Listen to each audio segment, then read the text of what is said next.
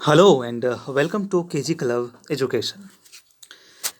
कई दिनों से मैं सोच रहा था कि एएनसी वन के लिए कुछ किया जाए ऐसा कि लोगों को हेल्प मिले, क्योंकि ढेर सारे व्हाट्सएप कमेंट, ढेर सारे यूट्यूब पे जो कमेंट आ रहे हैं उससे ये लगता है कि कुछ सेक्शन जो हैं पीपल, स्टूडेंट जो हैं कुछ, उनको एएनसी वन में दिक्कत आ रही है। वो बार-बार मैं देख रहा हूँ कि वो बार-बार कमेंट करते हैं कि समझ में नहीं आता, प्रॉब्लम हो जाती है, इस वजह से मार्क्स मेरा सही तरीके से नहीं आ पाता है। और अगर कोई एएनसी में पास भी है तो उनका मार्क्स ज़्यादा नहीं है, कम हो जाता है उनका मार्क्स। ये सब रीज़न को देखते हुए मैंने ख़ास करके आप लोगों के लिए, जिनको दिक्कतें आ रही है, एएनसी के लिए क्रैश कोर्स लेकर के आया है। हमने हमने हम लोगों ने सोचा क्यों ना एक क्रैश कोर्स लाया जाए। तो एएनसी के लिए मैं सोच रहा हूँ कुछ ऐसा कि वो जल्दी-जल्दी ख़त्म भी हो जाए, और जो बुलेट पॉइंट है पूरे बुक से, जो समरी निकल के आता है, जो एग्ज़ाम में सिर्फ पूछे जाते हैं, वो हम यहाँ पे आप लोगों को प्रोवाइड करा सकें, ताकि एग्ज़ाम बहुत अच्छे तरीके से जाए। एग्ज़ाम अच्छा जाना ज़रूरी है। नॉलेज का तो अंत नहीं है, नॉलेज लेना है तो वो बहुत, आप बाद में भी इस बुक को पढ़ के ले सकते हैं अच्छे से, क्योंकि बुक बहुत अच्छी है। एएनसी वन बहुत अच्छी बुक है, मेरी फेवरेट बुक रही है। जब मैं ये आप लोगों के लिए क्रैश कोर्स जब मैं इसके लिए बना रहा था, तो ये लगी कि हाँ, एक बहुत अच्छी बुक है, आप लोग इसे पढ़ने की भी कोशिश खुद से ज़रूर करिएगा। तो खैर, इसमें हम लोग जो एग्ज़ाम के लिए रिलेटेड है वो ही पढ़ेंगे, और कोशिश करेंगे कि पूरी तरह से ख़त्म कर दो। तो आप लोगों को करना है इसके लिए सपोर्ट, कि आप लोगों को क्या ये पसंद आ रहा है। अगर पसंद आ रहा है तो लाइक करते जाएँ, ताकि मुझे पता चले कि हाँ, पसंद आ रहा है, तो मैं इसको पूरी तरीके से ख़त्म कर दूँगा। क्योंकि अब ये जो सिलेबस है जिसमें एएनसी वन है, ये अब पुराना हो चुका है। सिलेबस बंद हो गया, अब नए स्टूडेंट आ रहे हैं, तो मैं जो ये लेकर के आया हूँ, ये पुराने स्टूडेंट के लिए ही लेकर के आया हूँ, ताकि वो सही तरीके से एग्ज़ाम क्लियर कर सके, मेनली जो ज़रूरी है। ठीक। तो चलिए आगे पढ़ते हैं, क्या पढ़ना है हमको आज, जल्दी-जल्दी ख़त्म करते हैं। तो पहला यूनिट में क्या पढ़ने के लिए है, पहला यूनिट में है फूड। जल्दी से लिखने पे हैंडराइटिंग सही नहीं रहेगी, एक तो डिजिटल राइटिंग उतना सही होता नहीं है, तो मैनेज करिएगा मैं जो बोल रहा हूँ। और एक हो जाता है हेल्थ। तो फूड, न्यूट्रिशन और हेल्थ, ये तीन चीज़ इस चैप्टर में पढ़ना है, जो हम लोग अब पढ़ेंगे। तो इसमें हम लोग जानेंगे कि फूड और उसके कंपोनेंट्स को जानेंगे, हमारे सर्वाइवल के लिए भोजन, फूड क्यों ज़रूरत है, क्यों ज़रूरी है, और न्यूट्रिशन जो है हमें क्यों ज़रूरी है, और किस तरीके का न्यूट्रिशन हमारे शरीर को चाहिए।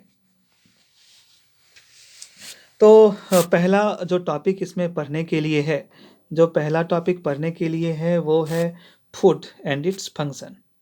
Food and its function. Food and its function, इसमें क्या पढ़ने के लिए है हम लोगों को, कि सबसे पहले तो फूड क्या है। सबसे पहले हम जानेंगे कि फूड क्या है। भोजन देखिए क्या है, आप एक प्लेट लीजिए, जो रखना है रख दीजिए, एक्सपेरिमेंट करिए, जो रखना है रख दीजिए, और आप खाइए, या फिर आप सोचिए कि इसे खाने से क्या हमारे शरीर में नॉरिशमेंट आएगा, क्या हमारे शरीर में ग्रोथ आएगा, क्या मेरा दिमाग मेंटली स्ट्रांग होगा इसे खाने से। अगर फूड में ये सारी चीज़ें हैं, जो आप प्लेट में रखे हैं चीज़ें, अगर वो सारी चीज़ें हैं, तो वो फूड हो गया। समझ गए? वो क्या हो गया, एनीथिंग विच नॉरिशेज द बॉडी, वो फूड। एक जनरल जो बातें हैं उसमें ये बात कहा गया है। फूड सॉलिड भी हो सकता है, ठीक है, सेमी सॉलिड भी हो सकता है, और लिक्विड भी हो सकता है। इवन इवन फूड में बिना नॉरिशमेंट भी हो सकता है, क्योंकि जो शरीर को फायदा कर रहा है वो हो गया नरिशमेंट, जो नहीं कर रहा है वो हो गया, वो नरिशमेंट नहीं हुआ। तो इसलिए एक डेफिनेशन जो बनाया गया है फूड के लिए, जो अगर आपके एग्जाम में आए तो आप उसमें ये लिख देंगे कि complex mixture a complex mixture of different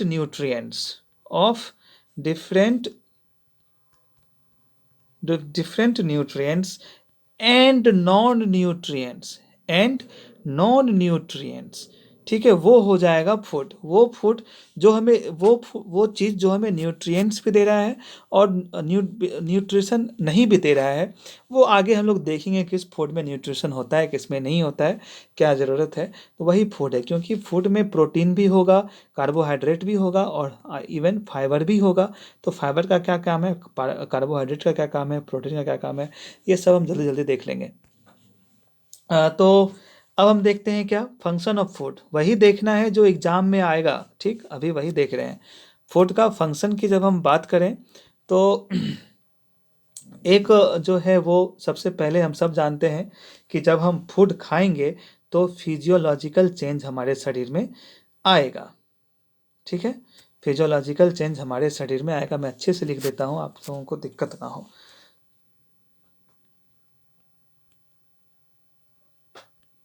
physiological function हमारे शरीर में फिजियोलॉजिकल फंक्शन देता है कौन, फूड।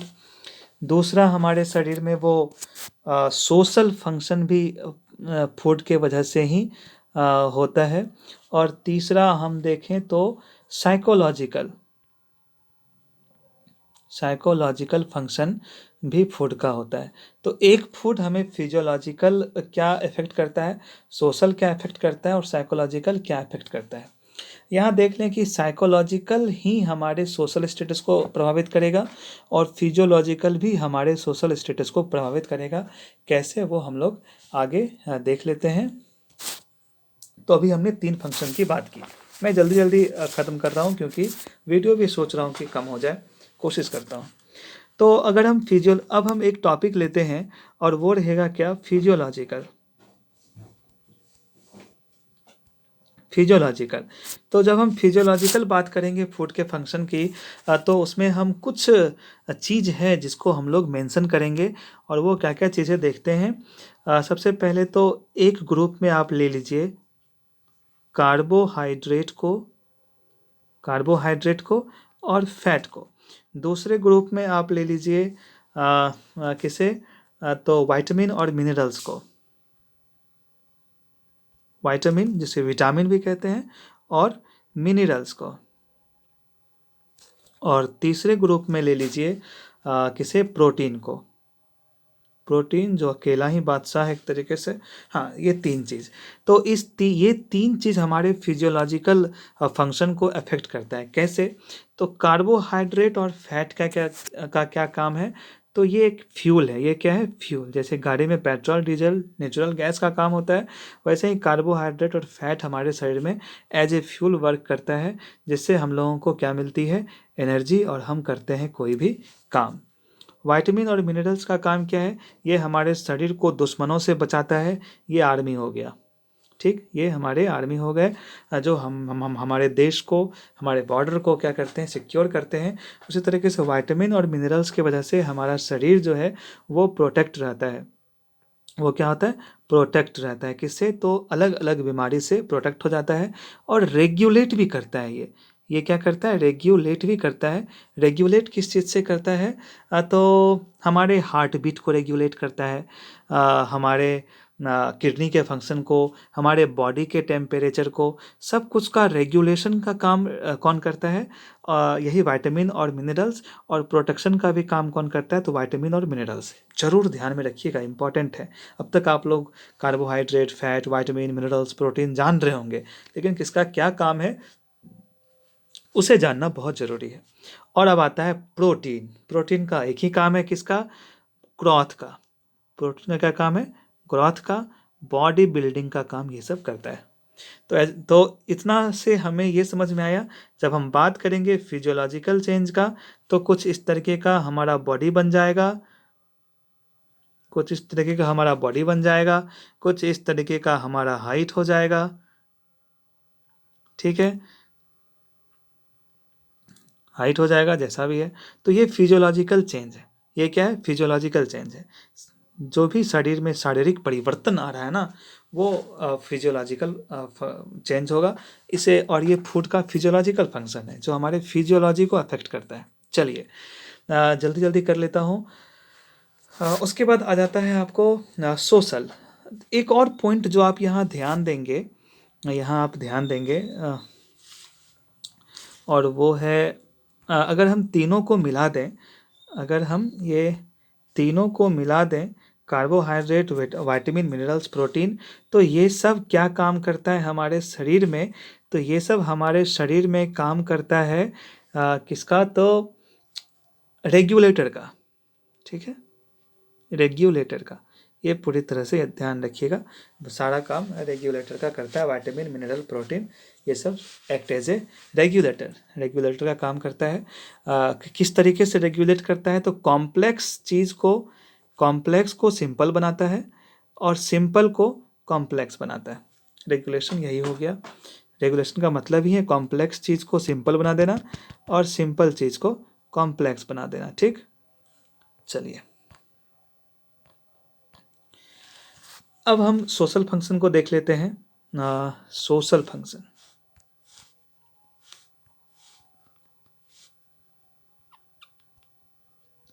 सोशल फंक्शन क्या होगा? इसमें कुछ चीज़ रखिएगा। जैसे सोशल, कोई किसी भी बच्चा को अगर आप देखिए, कुछ बच्चा ऐसा होता है ना कि जो खाना को अकेले में खाएगा, शेयर करना पसंद नहीं करेगा और लोगों से दूर रहेगा। अगर कोई मेंटली प्रिपेयर नहीं है, बच्चा मेंटली इल है, तो वो भीड़ से दूर हो जाएगा, वो दूसरे से बात नहीं करेगा। तो वही हो जाता है, अगर प्रॉपर तरीके से हम लोग खाते आए हैं और प्रॉपर डाइट लिए जा रहे हैं, बैलेंस्ड डाइट लिए जा रहे हैं, तो सोशल चेंज फूड के खाने से आता है। एग्जाम्पल में जैसे हम देख लेते हैं क्या, तो मील शेयरिंग है ना, मील शेयरिंग भी सोशल चेंज है। और उसके बाद आपको acceptance of food, acceptance of food, food को एक्सेप्ट करना भी सोशल चेंज है। उसके बाद इकोनॉमी के हिसाब से फूड को लेना भी सोशल चेंज है। उसके बाद रिलीजियस कॉन्टेक्स्ट के भांति भी देखें। रिलीजियस कॉन्टेक्स्ट में हम लोग क्या देखते हैं कि अगर हम टेम्पल गए तो हमें क्या मिलेगा? स्वीट मिलेगा, स्वीट्स मिलेगा, प्रसाद के तौर पे स्वीट्स मिलता है। तो उसे हम लोग खाते हैं। तो ये सब सोशल कंडीशन है जो अफेक्ट करता है फूड को। तो सोशल फूड में, सोशल फंक्शन में हम लोग क्या देखेंगे? मील शेयरिंग की बात करेंगे, फूड एक्सेप्टेंस की बात करेंगे, और किस तरीके का फूड किस जगह हमें मिलेगा, ये सब सोशल फंक्शन ऑफ फूड है। ये समझना बहुत डिफिकल्ट है, इसलिए इसका शॉर्ट में हमने पॉइंट आप लोगों को बताया है। नेक्स्ट आ जाएगा आपको क्या? Psychological function. नेक्स्ट आ जाएगा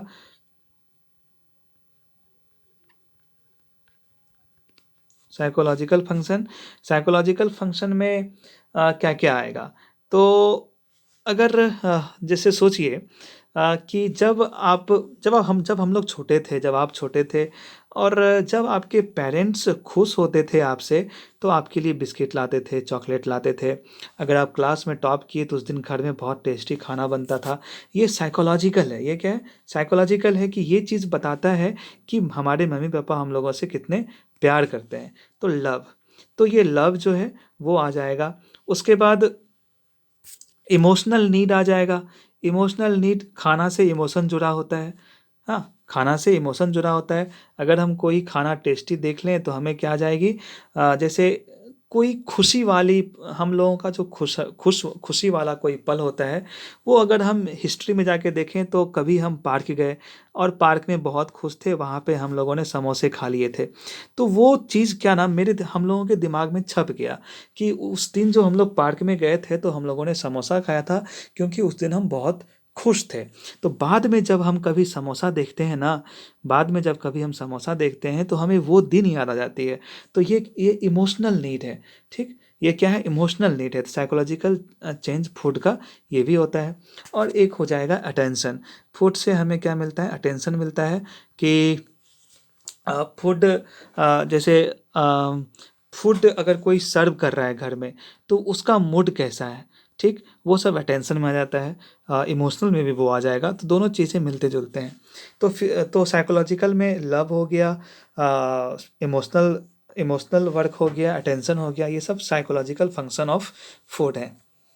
आई होप कि मैं आप लोगों को समझा पा रहा हूँगा। अगर आप लोगों को समझ में आ रहा है तो लाइक ज़रूर करें। चलिए नेक्स्ट क्या है? अब जो नेक्स्ट टॉपिक है वो हम लोग डिस्कस करेंगे किस चीज़ को? तो मीनिंग ऑफ न्यूट्रिशन। जो नेक्स्ट टॉपिक है क्या, वो क्या है? वो है मीनिंग ऑफ न्यूट्रिशन। तो इसे चलिए हम लोग अब तोड़ते हैं और जोड़ते हैं, सोचते हैं क्या होता है मीनिंग ऑफ न्यूट्रिशन। तो the study of what happens to food once it enters the mouth and thereafter. ठीक, जब हम अपने मुंह में, माफ करिएगा ये डायग्राम कुछ पेन से अच्छा नहीं बनता,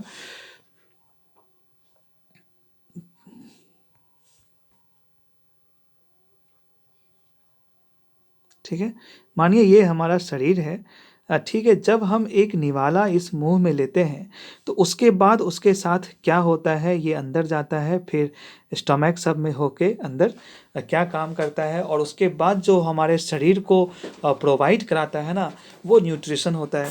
वो फिर न्यूट्रिशन बन के हमारे शरीर को क्या करता है, तो रेगुलेट होने में वर्क करता है। तो आगे हम इसी डेफिनेशन को तोड़ते हैं और समझते हैं क्या होता है एग्जाम पॉइंट ऑफ व्यू से क्या ज़रूरी है। तो यहाँ चलिए देखते हैं। सबसे पहले हम बताते हैं कि क्या न्यूट्रिएंट्स ये दो तरह का होता है। एक होता है मैक्रो न्यूट्रिएंट्स और एक होता है माइक्रो न्यूट्रिएंट्स। ठीक है, एक हो गया मैक्रो जो बड़ा होता है और एक होता है माइक्रो जो छोटा होता है। दो न्यूट्रिएंट्स दो तरह के होते हैं। और सारे न्यूट्रिएंट्स में क्या होता है, बैलेंस बहुत ज़रूरी होती है। क्या चीज़, बैलेंस ऑफ न्यूट्रिएंट्स बहुत ज़रूरी है। बैलेंस ऑफ न्यूट्रिएंट्स कहाँ से आएगा, बैलेंस ऑफ न्यूट्रिएंट्स आएगा बैलेंस डाइट से।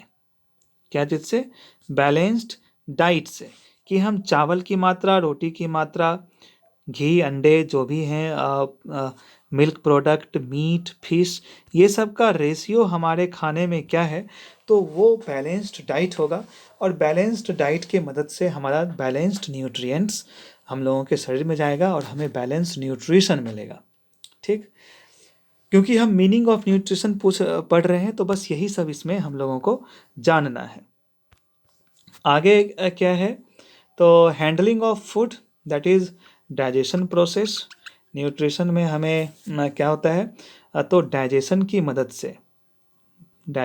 मदद से जो हम खाना लेते हैं, जो हम फूड लेते हैं, उसको क्या करते हैं, हैंडल करते हैं। उसे हम क्या करते हैं, हैंडल। तो डाइजेशन की मदद से जो खाना हमारे शरीर में गया उसको हैंडल करते हैं। निवाला लिए, मुंह के अंदर गया और वो डाइजेस्ट हुआ, फिर वो हमारे शरीर में जा कर के न्यूट्रिशन हम लोगों को प्रोवाइड करता है। तो उसे हैंडलिंग ऑफ फूड कह देते हैं, जो कि मीनिंग ऑफ न्यूट्रिशन में आता है। जब मीनिंग ऑफ न्यूट्रिशन आए तो ये सारी चीज़ें आप लोग लिख लेंगे। उसके बाद न्यूट्रिशन में क्या आ जाता है, तो हम लोगों ने पढ़ा कि साइकोलॉजिकल और इकोनॉमिक और सोशल एस्पेक्ट्स तो हम लोगों ने पढ़ा ही है, वो सब आ जाता है। इकोनॉमिक हम लोगों ने नहीं पढ़ा था, तो इकोनॉमिक एस्पेक्ट्स अगर हम न्यूट्रिशन की पढ़ें तो हम लोग अपने वॉलेट में कितना पैसा है, हमारे वॉलेट में कितना पैसा है, इसके मदद से ही हम लोग इसको देखते हुए ही हम लोग प्रॉपर तरीके से फूड मार्केट से परचेज करते हैं और उसे खाते हैं। तो जो रईस है, जो अमीर है, वो ज़्यादा से ज़्यादा न्यूट्रिटिव फूड खरीद करके अपने आप शरीर को कंज्यूम करता है, और जो पुअर है वो उतना न्यूट्रिटिव फूड नहीं ले पाता है। इस वजह से पुअर का चेहरा क्या दिखेगा, वीक दिखेगा, और जो न्यूट्रिशन सही तरीके से नहीं ले पाता है। और जो रिच पीपल हैं वो हमेशा हेल्दी दिखते हैं। रीज़न यही है, इकोनॉमिक कंडीशन। तो ये मीनिंग ऑफ न्यूट्रिशन में ये भी आ जाता है। क्या क्या आ जाता है, तो न्यूट्रिएंट्स दो तरह के होते हैं, एक मैक्रो न्यूट्रिएंट्स, एक माइक्रो न्यूट्रिएंट्स। ठीक है, तो मैक्रो न्यूट्रिएंट्स और माइक्रो न्यूट्रिएंट्स में ढेर सारी चीज़ें आ जाती हैं। जैसे हम लोग कैल्शियम लेते हैं बहुत ज़्यादा मात्रा में, ताकि बोन स्ट्रांग हो, टीथ स्ट्रांग हो। हम लोग फैट थोड़ी कम मात्रा में लेते हैं, ताकि शरीर में उसकी कम ज़रूरत है। तो ये सारे nutrients macro nutrients, micro nutrients बन करके हम लोग लेते हैं, ताकि बॉडी सही तरीके से वर्क करे, एक साथ नहीं लेते हैं। तो उसी तरीके से हमने बैलेंस ऑफ न्यूट्रिएंट्स भी देखा था। बैलेंस ऑफ न्यूट्रिएंट्स में हो गया कि कितना अमाउंट में कौन सा फूड हम लोग लेंगे, वो बैलेंस ऑफ न्यूट्रिएंट्स होता है कि किस रेशियो में हम 2 फूड को या 2 से ज़्यादा फूड को अपने शरीर के अंदर एज ए फूड डालेंगे, और फिर वो फूड जा कर के अंदर में डाइजेस्ट होता है। वो फंक्शन होता है किसका, तो डाइजेशन का, एक हैंडलिंग ऑफ फूड उसको कहेंगे। जो फूड जाके हमारे शरीर में डाइजेस्ट हो जाता है उसे कहेंगे हैंडलिंग ऑफ फूड। तो इतना हमें जानना था।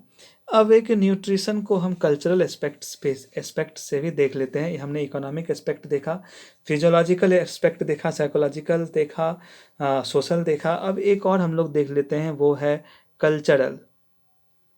हम लोग पॉइंट टू पॉइंट पढ़ रहे हैं, जो कि एग्जाम में आएगा उस तरीके से, इसलिए बस जितना भी पॉइंट दिया जा रहा है उसे आप लोग समझने की कोशिश करिए। एज ए स्टोरी समझने की ज़रूरत अभी नहीं है। तो कल्चरल अगर हम देखें तो वैदिक समय में फूड को 3-4 तरीके से बांट दिया गया था। आप लोग, ये थोड़ा इंटरेस्टिंग है इसलिए हमने यहाँ पे दिया है, वैसे एग्जाम में ये नहीं आता। हाँ, लेकिन इसमें से ये आता है ज़रूर कि एक होता है सात्विक। वैदिक पीरियड में खाना को इस तरीके से बांटा गया था। एक खाना को सात्विक बोलते थे, दूसरे खाना को राजसिक बोलते थे, और तीसरा जो है वो तामसिक कहलाता था। क्या कहलाता था? तामसिक कहलाता था। कल्चरल पीरियड में फूड, जो वैदिक पीरियड में फूड था, वो मैं अच्छे तरीके से डायग्राम बनाता हूँ एक्चुअली। कल्चरल टाइम में, यानी कि वैदिक पीरियड में फूड को 3 भागों में बांटा गया। सात्विक वो हुआ जो सही आचरण वाले लोग खाते थे, सिद्ध पुरुष खाते थे, जिसमें दूध और दूध से बने आइटम, मिल्क और मिल्क प्रोडक्ट होते थे। राजसिक में जो राजा का भोजन होता था, जिसमें फिश, मीट ये सब होता था। और तामसिक भोजन होता था जो शरीर में किसी काम का नहीं है, बेकार सा भोजन, उसे हम लोग तामसिक, जो राक्षस लेता था वो तामसिक भोजन हो गया। तो सात्विक भोजन जो कि शाकाहारी भोजन को दिखाया गया है।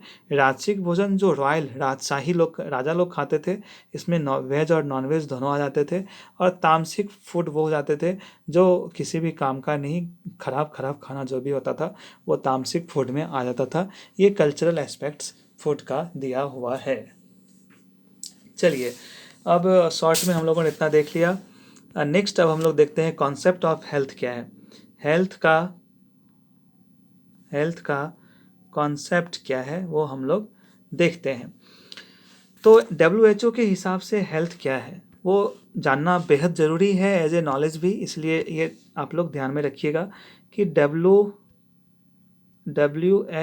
वर्ल्ड हेल्थ ऑर्गेनाइजेशन, WHO का क्या होता है? World health organization. इसके हिसाब से हेल्थ क्या है? इन्होंने हेल्थ का डेफिनेशन कहा है कि सिर्फ खाना खा लेने से अच्छे तरीके का बॉडी बन जाना ही हेल्थ नहीं कहलाता है, या खाना खा लेने से हाइट का बहुत ज़्यादा लंबा हो जाना ही हेल्थ नहीं कहलाता है। हेल्थ का मतलब होता है कि फिजिकल तो चेंज आने ही चाहिए, ठीक है, उसके साथ साथ मेंटल हेल्थ आने ही चाहिए, और इसके साथ साथ सोशल हेल्थ बहुत ज़रूरी है। तो जब फिजिकल, मेंटल और सोशल तीनों तरीके से इंसान स्वस्थ है ना, वही है रियल हेल्थ। और ये बात WHO ने डेफिनेशन दिया है हेल्थ का। इसे आप लोग ध्यान रखेंगे कि WHO की तरफ से फिजियोलॉजिकल, मेंटल के साथ साथ सोशल हेल्थ भी बहुत ज़रूरत है। ये तीनों है तभी जाके किसी इंसान का हेल्थ बहुत अच्छा है, अदरवाइज अच्छा नहीं है। जैसे, ठीक है, बाकी ज़्यादा डील में नहीं करूँगा, जो एग्ज़ाम के लिए ज़रूरी है, वरना तो डेफिनेशन के साथ साथ एक्सप्लेनेशन इसका बहुत ज़्यादा है। चलिए, तो वो डेफिनेशन था।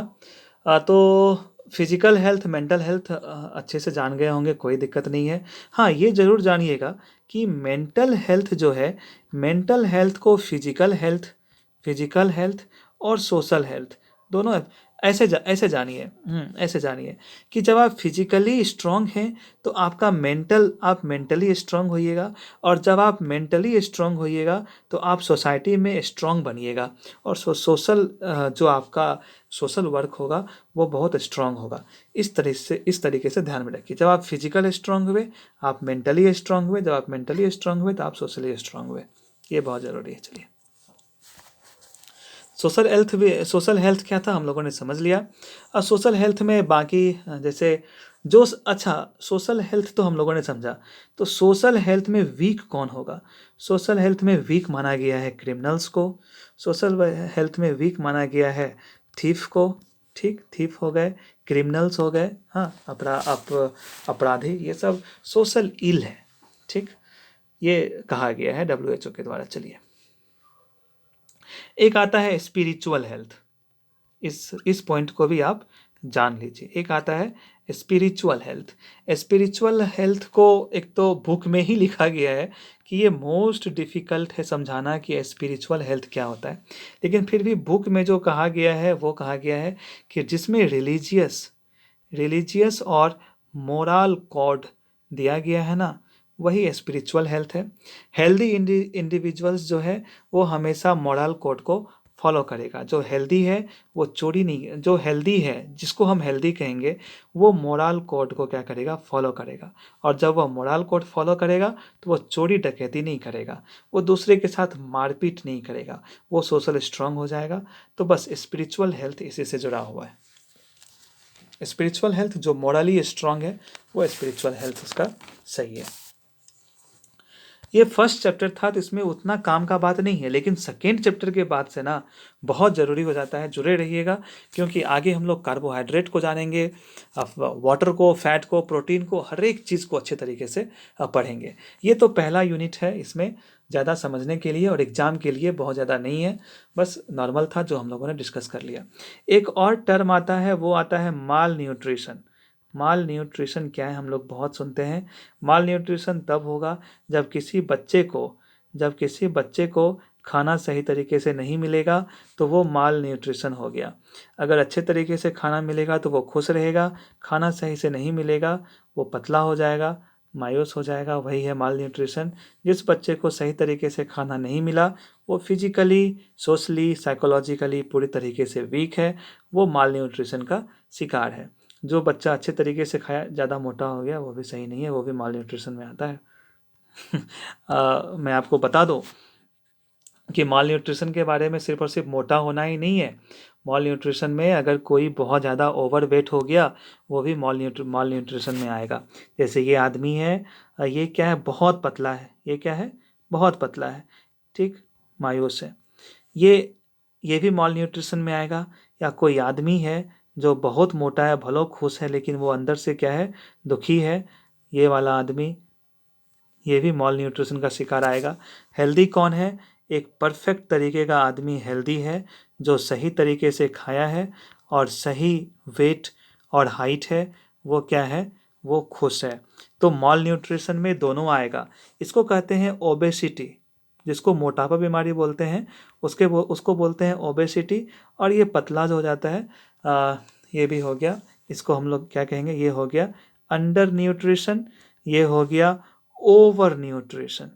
दोनों माल न्यूट्रिशन में आता है। अंडर न्यूट्रिशन भी और ओवर न्यूट्रिशन भी माल न्यूट्रिशन में आता है। एक बैलेंस डाइट जो खा लिया हुआ है वो हेल्दी पीपल कहलाएगा, वो माल न्यूट्रिशन में नहीं आता है। तो अंडर न्यूट्रिशन में जो रहता है, एक और चीज़ ध्यान में रखिए, नोट कर लीजिए। अंडर न्यूट्रिशन वाले को विटामिन ए की कमी होती है, विटामिन ए की कमी होती है। ओवर न्यूट्रिशन ओबेसिटी का शिकार हो जाता है। तो ये था आज के फर्स्ट यूनिट में। ज़्यादा काम एग्ज़ाम के लिए ज़्यादा काम का नहीं था, लेकिन बहुत ज़रूरी था। इसमें फंक्शंस ऑफ फूड ज़रूरी थे, माल न्यूट्रिशन ज़रूरी थे। बस इतना ही। अब नेक्स्ट चैप्टर में हम लोग कार्बोहाइड्रेट को पढ़ेंगे, फैट को, विटामिन को, मिनरल्स को, हर एक चीज़ को पढ़ेंगे।